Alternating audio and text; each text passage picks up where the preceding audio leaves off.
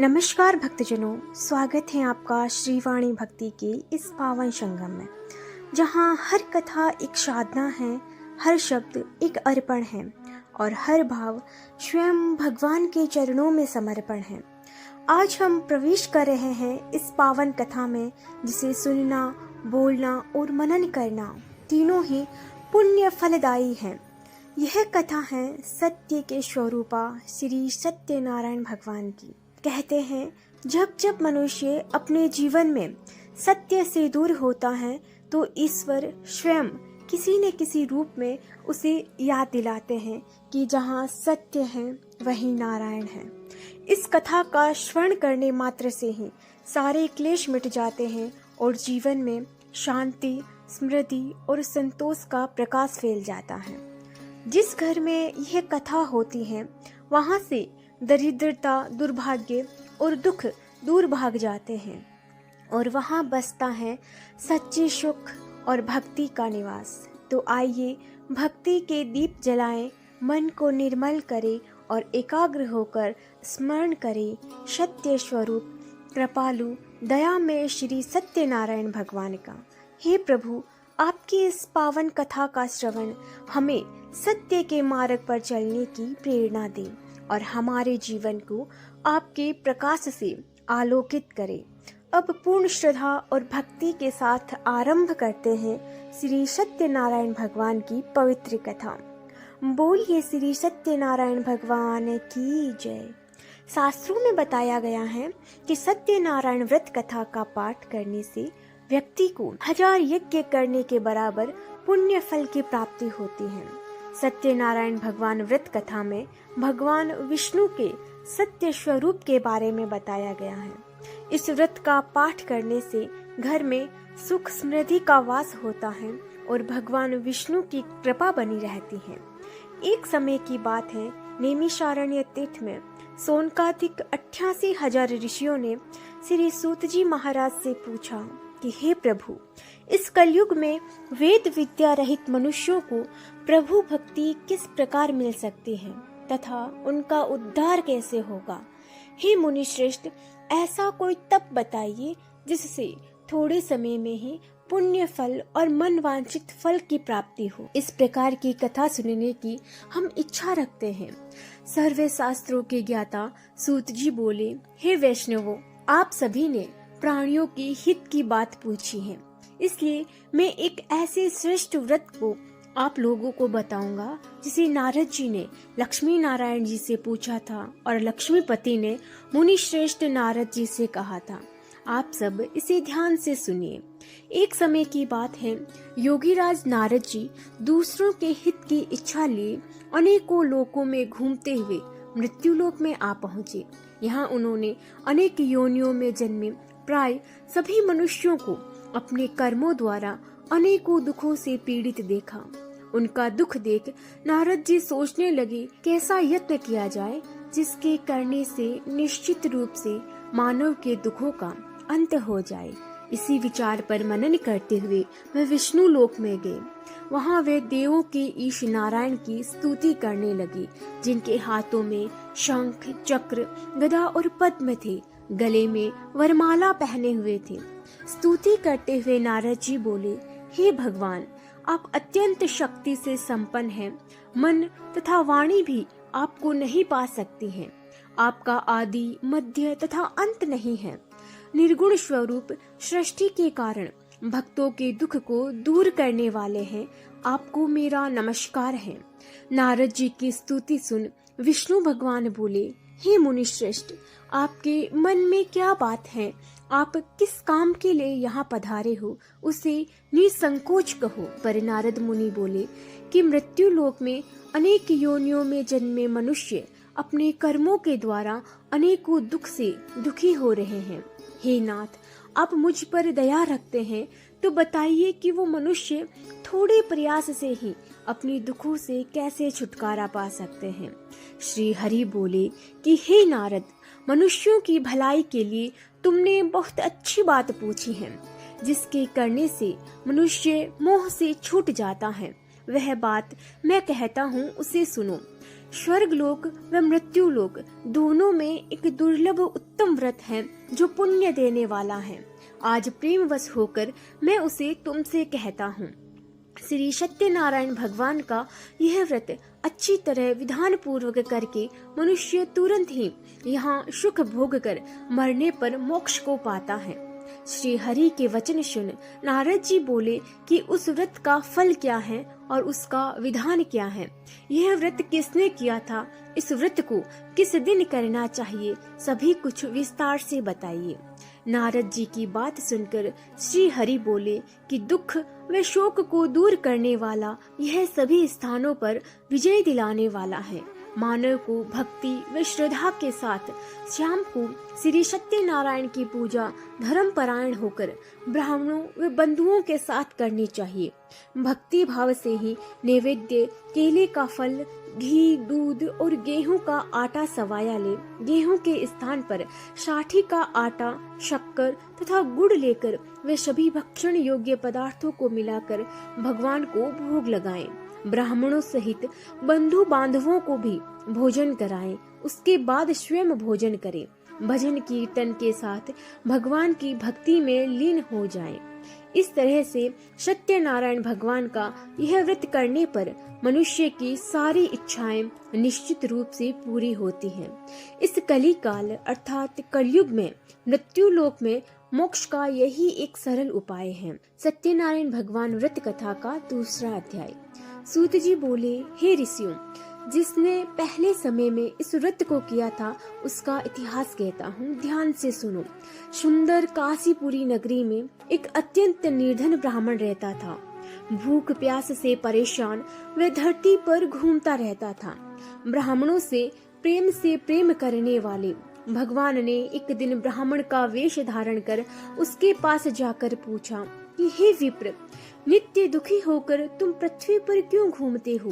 दीन ब्राह्मण बोला, मैं निर्धन ब्राह्मण हूँ, भिक्षा के लिए धरती पर घूमता हूँ।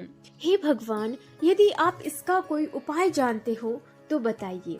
वृद्ध ब्राह्मण कहता है कि सत्यनारायण भगवान मनवांछित फल देने वाले हैं, इसीलिए तुम उनका पूजन करो। इसे करने से मनुष्य सभी दुखों से मुक्त हो जाता है। वृद्ध ब्राह्मण बनकर आए सत्यनारायण भगवान उस निर्धन ब्राह्मण को व्रत का सारा विधान बतलाकर अंतर्ध्यान हो गए। ब्राह्मण मन ही मन सोचने लगा कि जिस व्रत को वृद्ध ब्राह्मण करने को कहे गया है, मैं उसे जरूर करूंगा। यह निश्चय करने के बाद उसे रात में नींद नहीं आई। वह सवेरे उठकर सत्यनारायण भगवान के व्रत का निश्चय कर भिक्षा के लिए चला गया। उस दिन निर्धन ब्राह्मण को भिक्षा में बहुत सा धन मिला, जिससे उसने बंधु बांधवों के साथ मिलकर श्री सत्यनारायण भगवान का व्रत संपन्न किया। भगवान सत्यनारायण का व्रत संपन्न करने के बाद वह निर्धन ब्राह्मण सभी दुखों से छूट गया और अनेक प्रकार की संपत्तियों से युक्त हो गया। उसी समय से यह ब्राह्मण हर माह इस व्रत को करने लगा। इस तरह से सत्यनारायण भगवान के व्रत को जो मनुष्य करेगा वह सभी प्रकार के पापों से छूटकर मोक्ष को प्राप्त होगा। सूत जी बोले कि इस तरह नारद जी से नारायण जी का कहा हुआ श्री सत्यनारायण व्रत को मैंने तुमसे कहा है। हे विप्रो, मैं अब और क्या कहूँ? ऋषि बोले, हे मुनिवर, संसार में उस विप्र से सुनकर और किस किस ने इस व्रत को किया, हम सब इस बात को सुनना चाहते हैं। इसके लिए हमारे मन में श्रद्धा का भाव है। सूत जी बोले, हे मुनियों, जिसने इस व्रत को किया है वह सब सुनो। एक समय वही विप्र धन व ऐश्वर्य के अनुसार अपने बंधु बांधवों के साथ इस व्रत को करने को तैयार हुआ। उसी समय एक लकड़ी बेचने वाला बूढ़ा आदमी आया और लकड़ियां बाहर रखकर अंदर ब्राह्मण के घर में गया। प्यास से दुखी वह लकड़हारा उनको व्रत करते देख विप्र को नमस्कार कर पूछने लगा कि आप यह क्या कर रहे हो? तो उन्होंने बताया कि व्रत कर रहा हूँ तथा इसे करने से क्या फल मिलेगा?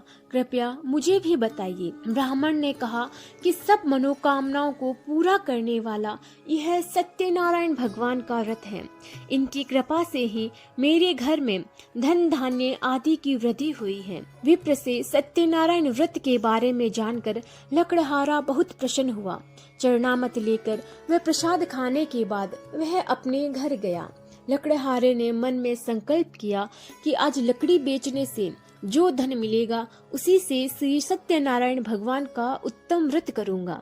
मन में इस विचार को ले बूढ़ा आदमी सिर पर लकड़ियां रखकर उस नगर में बेचने गया जहां धनी लोग ज्यादा रहते थे। उस नगर में उसे अपनी लकड़ियों का दाम पहले से 4 गुना अधिक मिला। बूढ़ा लकड़हारा प्रसन्नता के साथ दाम लेकर केले, शक्कर, घी, दूध, दही और गेहूं का आटा ले और सत्यनारायण भगवान के व्रत की अन्य सामग्रियां लेकर अपने घर को गया। वहां उसने अपने बंधु बांधवों को बुलाकर विधि विधान से सत्यनारायण भगवान का पूजन और व्रत किया। इस व्रत के प्रभाव से वह बूढ़ा लकड़हारा धन, पुत्र आदि से युक्त होकर संसार के समस्त सुख भोग अंतकाल में बैकुंठ धाम को चला गया। सत्यनारायण भगवान व्रत कथा का 3रा अध्याय। सूत जी बोले, हे श्रेष्ठ मुनियों, अब आगे की कथा कहता हूँ। पहले समय में उल्कामुख नाम का एक बुद्धिमान राजा था। वह सत्यवक्ता और जितेंद्रिय था। प्रतिदिन देव स्थानों पर जाता और निर्धनों को धन देकर उनके कष्ट दूर करता था। उसकी पत्नी कमल के समान मुख वाली तथा सती साध्वी थी। भद्रशिला नदी के तट पर उन दोनों ने श्री सत्यनारायण भगवान का व्रत किया। उसी समय साधु नाम का एक वैश्य आया। उसके पास व्यापार करने के लिए बहुत सा धन भी था। राजा को व्रत करता देखकर वे विनय के साथ पूछने लगा कि हे राजन, भक्ति भाव से पूर्ण होकर आप ये क्या कर रहे हैं? मैं सुनने की इच्छा रखता हूँ, तो आप मुझे बताएं। राजा बोला, हे साधु, अपने बंधु बांधवों के साथ पुत्रादि की प्राप्ति के लिए एक महाशक्तिमान श्री सत्यनारायण भगवान का व्रत व पूजन कर रहा हूँ। राजा के वचन सुन साधु आदर से बोला कि हे राजन, मुझे इस व्रत का सारा विधान कहिए। आपकी कथा अनुसार मैं भी इस व्रत को करूंगा। मेरी भी संतान नहीं है और इस व्रत को करने से निश्चित रूप से मुझे संतान की प्राप्ति होगी। राजा से व्रत का सारा विधान सुन व्यापार से निवृत्त हो वह अपने घर को गया। साधु वैश्य ने अपनी पत्नी को संतान देने वाले इस व्रत का वर्णन कह सुनाया और कहा कि जब मेरी संतान होगी तब मैं इस व्रत को करूंगा। साधु ने इस तरह के वचन अपनी पत्नी लीलावती से कहे। एक दिन लीलावती पति के साथ आनंदित हो सांसारिक धर्म में प्रवृत्त होकर सत्यनारायण भगवान की कृपा से गर्भवती हो गई। 10वें महीने में उसके गर्भ से एक सुंदर कन्या ने जन्म लिया। दिनों दिन वह ऐसे बढ़ने लगी जैसे कि शुक्ल पक्ष का चंद्रमा बढ़ता है। माता पिता ने अपनी कन्या का नाम कलावती रख। एक दिन लीलावती ने मीठे शब्दों में अपने पति को याद दिलाया कि आपने श्री सत्यनारायण भगवान की जिस व्रत को करने का संकल्प किया था उसे करने का समय आ गया है। आप इस व्रत को करिए। साधु बोला कि हे प्रिय, इस व्रत को मैं उसके विवाह पर करूंगा। इस प्रकार अपनी पत्नी को आश्वासन देकर वह नगर को चला गया। कलावती पिता के घर में वृद्धि को प्राप्त हो गई। साधु ने एक नगर में अपनी कन्या को सखी के साथ देखा तो तुरंत ही दूत को बुलाया और कहा, मेरी कन्या के योग्य वर देखकर आओ। साधु की बात सुनकर दूत कंचन नगर में पहुंचा और वहां देखभाल कर लड़की के सुयोग्य वणिक पुत्र को ले आया। सुयोग्य लड़के को देख साधु ने बंधु बांधवों को बुलाकर अपनी पुत्री का विवाह कर दिया। लेकिन दुर्भाग्य की बात यह है कि साधु ने अभी भी श्री सत्यनारायण भगवान का व्रत नहीं किया। इस पर श्री सत्यनारायण भगवान क्रोधित हो गए और श्राप दिया कि साधु को अत्यधिक दुख मिले। अपने कार्य में कुशल साधु बनिया जमाई को लेकर समुद्र के पास स्थित रत्नसारपुर नगर में गया। वहां जाकर दामाद ससुर दोनों मिलकर चंद्रकेतु राजा के नगर में व्यापार करने लगे। एक दिन भगवान सत्यनारायण की माया से एक चोर राजा का धन चुरा कर भाग रहा था। उसने राजा के सिपाहियों को अपना पीछा करता देख चुराया हुआ धन वहां रख दिया जहां साधु अपने जमाई के साथ ठहरा हुआ था। राजा के सिपाहियों ने साधु वैश्य के पास राजा का धन पड़ा देखा तो वे ससुर जमाई दोनों को बांधकर प्रसन्नता से राजा के पास ले गए और कहा कि उन दोनों चोरों ने हम पकड़ लाए हैं, आप आगे की कार्यवाही की आज्ञा दें। राजा की आज्ञा से उन दोनों को कठिन कारावास में डाल दिया गया और उनका सारा धन भी उनसे छीन लिया गया। माई के साथ ठहरा हुआ था। राजा के सिपाहियों ने साधु वैश्य के पास राजा का धन पड़ा देखा तो वे ससुर जमाई दोनों को बांधकर प्रसन्नता से राजा के पास ले गए और कहा कि उन दोनों चोरों ने हम पकड़ लाए हैं, आप आगे की कार्यवाही की आज्ञा दें। राजा की आज्ञा से उन दोनों को कठिन कारावास में डाल दिया गया और उनका सारा धन भी उनसे छीन लिया गया। श्री सत्यनारायण भगवान के श्राप से साधु की पत्नी भी बहुत दुखी हुई। घर में जो धन रखा था उसे चोर चुरा कर ले गए। शारीरिक तथा मानसिक पीड़ा व भूख प्यास से अति दुखी हो अन्न की चिंता में कलावती ब्राह्मण के घर गई। वहां उसने श्री सत्यनारायण भगवान का व्रत होते देखा, फिर कथा भी सुनी। वह प्रसाद ग्रहण कर वह रात को घर वापस आई। माता ने केलावती से पूछा कि हे पुत्री, अब तक तुम कहाँ थी, तेरे मन में क्या है? केलावती ने अपनी माता से कहा कि हे माता, मैंने एक ब्राह्मण के घर में श्री सत्यनारायण भगवान का व्रत देखा है। कन्या के वचन सुन लीलावती भगवान के पूजन की तैयारी करने लगी। लीलावती ने परिवार व बंधु बांधवों सहित सत्यनारायण भगवान का पूजन किया और उनसे वर मांगा कि मेरे पति तथा जमाई शीघ्र ही घर आ जाए। साथ ही यह भी प्रार्थना की कि हम सब का अपराध क्षमा करे। श्री सत्यनारायण भगवान इस व्रत से संतुष्ट हो गए और राजा चंद्रकेतु को स्वप्न में दर्शन दे कहा कि हे राजन, तुम उन दोनों वैश्यों को छोड़ दो, तुमने उनका जो धन लिया है उसे भी वापस कर दो। अगर ऐसा नहीं किया तो मैं तुम्हारा धन, राज्य व संतान सभी को नष्ट कर दूंगा। राजा को यह सब कहकर वह अंतर्ध्यान हो गए। प्रातःकाल सभा में राजा ने अपना सपना सुनाया, फिर बोले कि वणिक पुत्रों को कैद से मुक्त कर सभा में लाओ। दोनों ने आते ही राजा को प्रणाम किया। राजा मीठी वाणी में बोला कि हे महानुभावों, भाग्यवश ऐसा कठिन दुख तुम्हें प्राप्त हुआ है, लेकिन अब तुम्हें कोई भय नहीं है। ऐसा कहकर राजा ने उन दोनों को नए वस्त्राभूषण भी पहनाए और जितना धन उनका लिया था उससे दुगुना धन वापस कर दिया। दोनों वैश्य अपने घर को चले गए। सत्यनारायण भगवान व्रत कथा का चौथा अध्याय।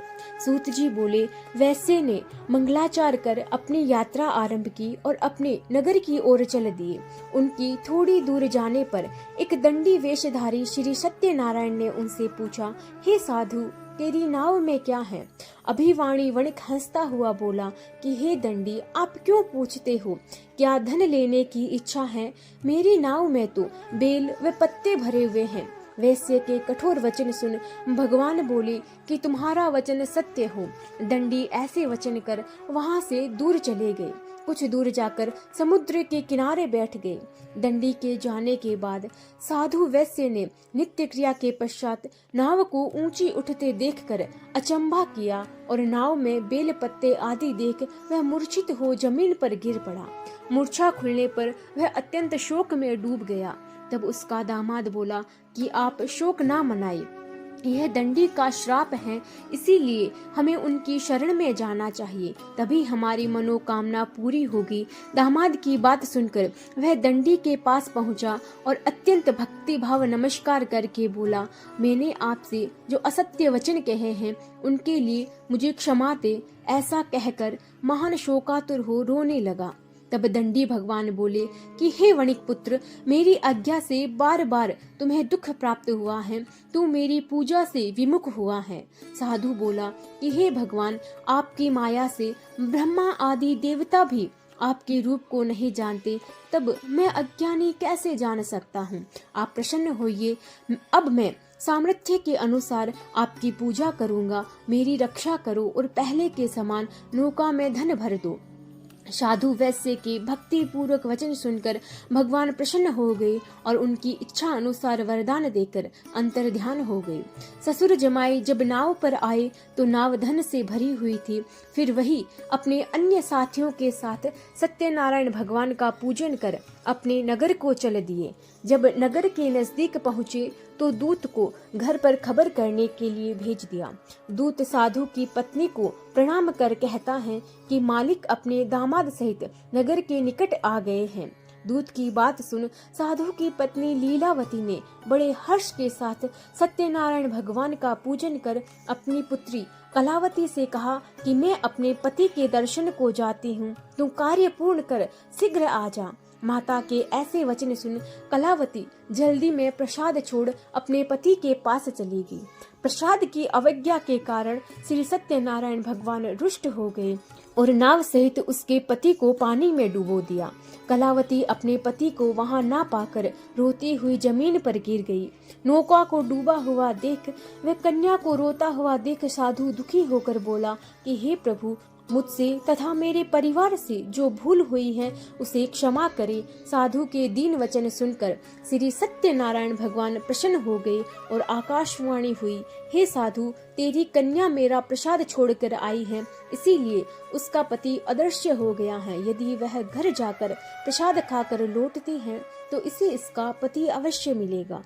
ऐसी आकाशवाणी सुन कलावती घर पहुंचकर प्रसाद खाती हैं और फिर आकर अपने पति के दर्शन करती हैं। उसके बाद साधु अपने बंधु बांधवों सहित श्री सत्यनारायण भगवान का विधि विधान से पूजन करता है। इस लोक का सुख भोग वह अंत में स्वर्ग जाता है। सत्यनारायण भगवान व्रत कथा का 5वां अध्याय। सूत जी बोले, हे ऋषियों, मैं और भी एक कथा सुनाता हूँ, उसे भी ध्यान पूर्वक सुनो। प्रजा पालन में लीन तुंगध्वज नाम का एक राजा था। उसने भी भगवान का प्रसाद त्याग कर बहुत ही दुख को प्राप्त किया। एक बार वन में जाकर वन्य पशुओं को मारकर बड़ के पेड़ के नीचे आया। वहां उसने ग्वालों को भक्ति भाव से अपने बंधुओं सहित सत्यनारायण भगवान का पूजन करते देखा। अभिमानवश राजा ने उन्हें देखकर भी पूजा स्थान पर नहीं गया और न ही उसने भगवान को नमस्कार किया। ग्वालों ने राजा को प्रसाद दिया, लेकिन उसने वह प्रसाद नहीं खाया और प्रसाद को वहीं छोड़कर वह अपने नगर को चला गया। जब वह नगर में पहुंचा तो वहां सब कुछ तहस नहस हुआ पाया तो वह शीघ्र ही समझ गया कि यह सब भगवान ने ही किया है। वह दोबारा ग्वालों के पास पहुंचा और विधि पूर्वक पूजा कर प्रसाद खाया तो श्री सत्यनारायण भगवान की कृपा से सब कुछ पहले जैसा हो गया। दीर्घ काल तक सुख भोगने के बाद मरणोपरांत उसे स्वर्गलोक की प्राप्ति हुई। जो मनुष्य परम दुर्लभ इस व्रत को करेगा तो भगवान सत्यनारायण की अनुकंपा से उसे धन धान्य की प्राप्ति होगी। निर्धन धनी हो जाता है और भय मुक्त हो जीवन जीता है। संतानहीन मनुष्य को संतान सुख मिलता है और सारे मनोरथ पूर्ण होने पर मानव अंतकाल में बैकुंठ धाम को जाता है। सूत जी बोले, जिन्होंने पहले इस व्रत को किया है, अब उनके दूसरे जन्म की कथा कहता हूँ। वृद्ध शतानंद ब्राह्मण ने सुदामा का जन्म लेकर मोक्ष की प्राप्ति की। लकड़हारे ने अगले जन्म में निषाद बनकर मोक्ष प्राप्त किया। उल्कामुख नाम का राजा दशरथ होकर बैकुंठ धाम को गया। साधु नाम के वैश्य ने मोरध्वज बनकर अपने पुत्र को आरे से चीरकर मोक्ष पाया। महाराज तुंगध्वज ने स्वयंभू मनु होकर भगवान में भक्ति युक्त को कर्म कर मोक्ष को पाया। इति श्री सत्यनारायण भगवान का 5वां अध्याय संपूर्ण होता है। बोलिए श्री सत्यनारायण भगवान की जय। अब हम सत्यनारायण भगवान की आरती करते हैं। जय लक्ष्मी रमणा ओ स्वामी, जय लक्ष्मी रमणा। सत्यनारायण स्वामी, सत्यनारायण स्वामी, जन पातके हरणा। ओम जय लक्ष्मी रमणा। रतन जड़ित सिंहासन अद्भुत छवि राजे। ओ स्वामी अद्भुत छवि राजे। नारद करत निरंतर, नारद करत निरंतर, घंटा ध्वनि भाजे। ओम जय लक्ष्मी रमणा। प्रकट भये कलि कारण, द्विज को दरस दियो। स्वामी द्विज को दरस दियो। बूढ़ो ब्राह्मण बनकर, बूढ़ो ब्राह्मण बनकर, कंचन महल कियो। ओम जय लक्ष्मी रमणा। दुर्बल भील कठारो, जिन पर कृपा करियो। स्वामी जिन पर कृपा करी। चंद्रचूड़ इक राजा, चंद्रचूड़ इक राजा, जिनकी विपत्ति हरी। ओम जय लक्ष्मी रमणा। वैश्य मनोरथ पायो, श्रद्धा तज दीनी। ओ स्वामी श्रद्धा तज दीनी। सो फल भोग्यो प्रभु जी, सो फल भोग्यो प्रभु जी, फिर स्तुति कीनी। ओम जय लक्ष्मी रमणा। भाव भक्ति के कारण, छिन छिन रूप धर्यो। स्वामी छिन छिन रूप धर्यो। श्रद्धा धारण कीनी, श्रद्धा धारण कीनी, जिनको काज सर्यो। ओम जय लक्ष्मी रमण। ग्वाल बाल संग राजा, वन में भक्त करी। ओ स्वामी वन में भक्त करी। मन वांछित फल दीनो, मन इच्छा फल दीनो, दीन दयालु हरि। ओम जय लक्ष्मी रमणा। चढ़ते प्रसाद सवायो, कदली फल मेवा। ओ स्वामी कदली फल मेवा। धूप दीप तुलसी से, धूप दीप तुलसी से, राजी सत्य देवा। ओम जय लक्ष्मी रमणा। लक्ष्मी रमणा जी की आरती जो कोई नर गावे। ओ जो कोई नर गावे। रिद्धि सिद्धि सुख संपत्ति, रिद्धि सिद्धि सुख संपत्ति, जी भर के पावे। ओम जय लक्ष्मी रमणा। जय लक्ष्मी रमणा। ओ स्वामी जय लक्ष्मी रमणा। सत्यनारायण स्वामी, सत्यनारायण स्वामी, जन पातक हरणा। ओम जय लक्ष्मी रमणा। बोलिए लक्ष्मी नारायण स्वामी सत्यनारायण भगवान की जय हो।